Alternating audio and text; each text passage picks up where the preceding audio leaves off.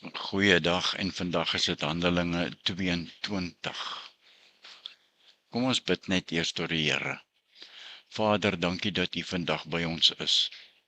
Nie as 'n toeskouer nie, maar as God wat met ons praat.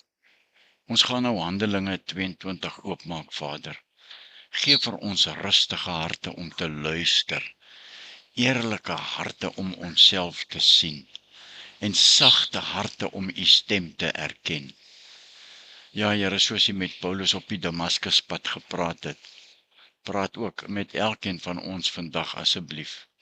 Ons bid dit in die naam van ons Verlosser, Jesus Christus. Amen. Goed, en dan net 'n kort inleiding oor dit wat ons nou in hoofstuk 22 gaan lees. Handelinge 22 begin waar hoofstuk 21 ophou. Paulus is pas in die tempel in Jerusalem gearresteer, geslaan, geskop en weggesleep deur Romeinse soldate. Op die trappe van die kaserne vra hy toestemming om te praat. Nie om homself te verdedig met argumente nie, nee, maar om sy storie te vertel. Handelinge 22 is dus Paulus se persoonlike getuienis in die middel van al die chaos. Ja, daar vertel hy sy getuienis. En dit wys vir ons, jou verlede diskwalifiseer jou nie. Jou ontmoeting met Jesus definieer jou. En jou roeping sal altyd groter wees as jou gemak. So, kom ons lees Handelinge 22 vers 1. En die opskrifie sê dat Paulus lewer sy verdediging voor die volk. Broeders en vaders, luister nou na my verdediging teenoor julle. En toe hulle hoor dat hy hulle in die Hebreëse taal toespreek, was hulle nog stiller. En hy sê, ek is 'n Jood, gebore in Tarsus in Cilicië, maar opgevoed in hierdie stad aan die voete van Gamaliel, streng ooreenkomstig die voorvaderlike wet, 'n ywerraar vir God, soos julle almal vandag is. Hierdie weg het ek vervolg tot die dood toe, en manne en ook vroue geboei en in gevangenisse oorgegee, soos ook die hoëpriester en die hele raad van ouderlinge my getuies is. Van hulle het ek ook briewe ontvang en na die broeders in Damaskus gegaan om ook die wat daar was, geboeid na Jerusalem te bring, sodat hulle gestraf kon word. Maar terwyl ek op reis was en naby Damaskus kom, het daar op die middag skielik 'n groot lig uit die hemel my omstraal.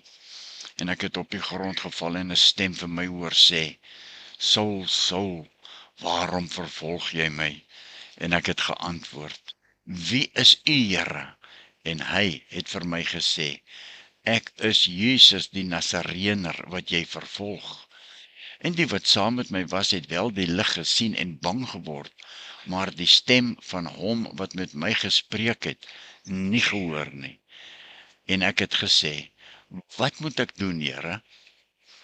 En die Here het vir my gesê, staan op en gaan na Damaskus, en daar sal jou vertel word alles wat aan jou opgedra is om te doen. Toe ek dan weens die glans van daardie lig nie kon sien nie, is ek deur my metgeselle by die hand gelei en net in Damaskus gekom. En 'n sekere Ananias, 'n vrome man, volgens die wet, wat 'n goeie naam gehad het, by al die Jode wat daar woon. Hy het na my gekom en by my gaan staan en vir my gesê, Saul, broeder, word siende. En op dieselfde oomblik het ek hom aangekyk en hy het gesê, die God van ons vaders het jou voorbeskik om sy wil te ken en die regverdige te sien en die stem uit sy mond te hoor, want jy sal vir hom by al die mense 'n getuie wees van wat jy gesien en gehoor het. En nou, waarom versuim jy? Staan op, laat jou doop en jou sondes afwas, terwyl jy die naam van die Here aanroep. En toe ek in Jerusalem teruggekom het, en besig was om in die tempel te bid, het ek in 'n verrukking van sinne gekom, en hom gesien, en hy het vir my gesê, maak gou en gaan haastig uit Jerusalem uit, want hulle sal jou getuienis aangaande my nie aanneem nie. En ek het gesê, Here, hulle weet self dat ek besig was om die wat in u glo, in die gevangenis te werp en in die sinagoges te slaan. En toe die bloed van Stefanus u getuie vergiet is, het ek ook self daarby gestaan en sy vermoording goedgekeur en die klere opgepas van die wat hom doodgemaak het. En hy het vir my gesê, gaan heen, want ek sal jou ver wegstuur na die heidene. Tot by hierdie woord het hulle na hom geluister en toe verhef hulle hul stem en sê, weg van die aarde met so 'n mens, want hy behoort nie te lewe nie. En terwyl hulle so skreeu en hulle klere afgooi en stof in die lug werp, het die owerste oor 1000 bevel gegee dat hy in die kamp gebring moes word en gesê dat hulle hom met geselslae moes ondersoek, sodat hy kon weet om watter rede hulle so teen hom uitroep. En onderwyl hulle hom met die rieme uitrek, sê Paulus vir die hoofman oor 100 wat daar staan, is dit u geloof om 'n Romeinse burger en dit onveroordeeld te gesel? Toe die hoofman oor 100 dit hoor, gaan hy dit aan die owerste oor 1000 vertel en sê, pas op wat u gaan doen, want hierdie man is 'n Romein. En die owerste oor 1000 het gekom en hom gevra, sê vir my of jy 'n Romein is. En hy antwoord, ja. Toe sê die owerste oor 1000, ek het hierdie burgerreg vir 'n groot som verkry. En Paulus sê vir hom, maar ek het dit deur geboorte. Daarop het die wat hom sou ondersoek om dadelik laat staan. En die owerste oor 1000 het ook gevrees, omdat hy nou wis dat hy 'n Romein was en hy hom geboei het. En dan kyk ons ter afsluiting na Paulus voor die Joodse raad. En die volgende dag wou hy met sekerheid weet waarvan hy deur die Jode beskuldig was. En hy het hom van sy boeye losgemaak en bevel gegee dat die owerpriesters en hulle hele raad moes vergader. En hy het Paulus afgebring en voor hulle laat staan.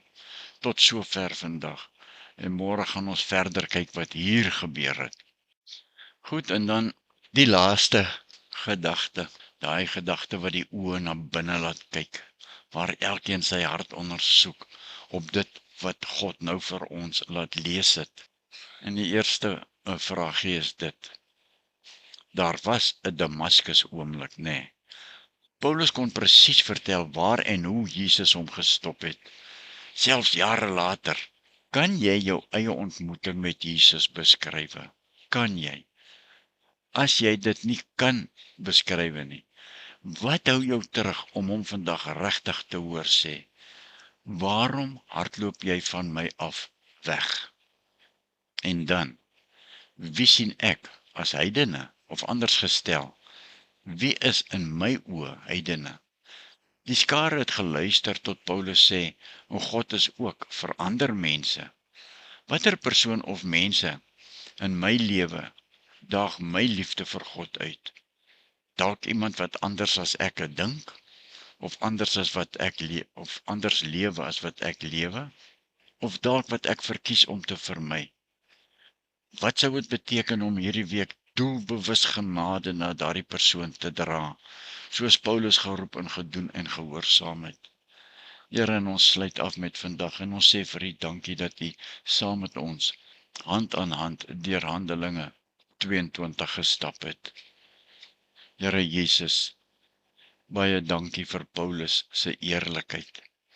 Hy het nie sy sondes weggesteek nie, Vader, en hy het nie sy roeping verklein nie. Dankie dat U ook vir ons wat nou hier luister, in hierdie groepie 'n stem het. U ken ons verlede. U het ons op ons eie Damaskuspad ontmoet. Ja, en U stuur ons steeds uit om mense van Jesus te vertel en die evangelie uit te dra. Maak ons harte sag vir mense wat anders is as ons, Here.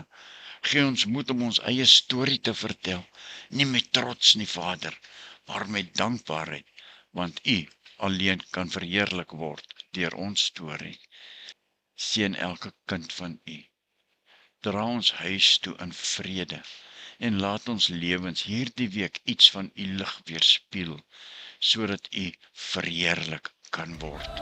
Amen.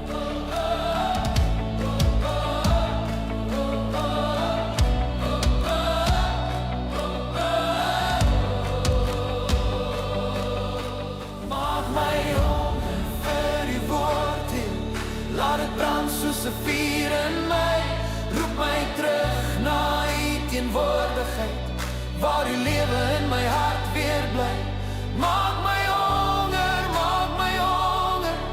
maak my lewend in U lig. Here, wek die vuur weer in my siel. Ek smag na U woord se krag en rigting.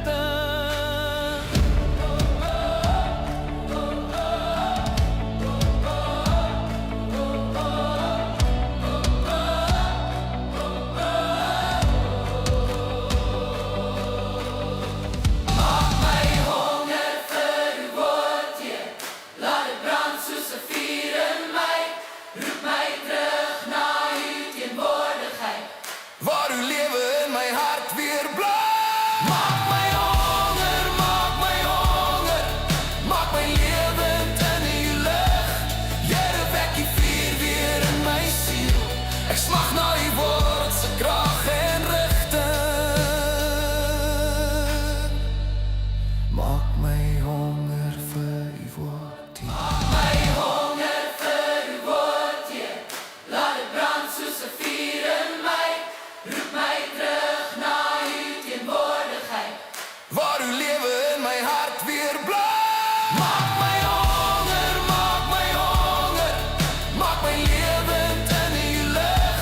Here, wek die vuur weer in my siel.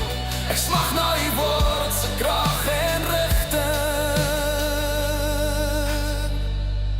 Maak my honger vir U woord, Heer.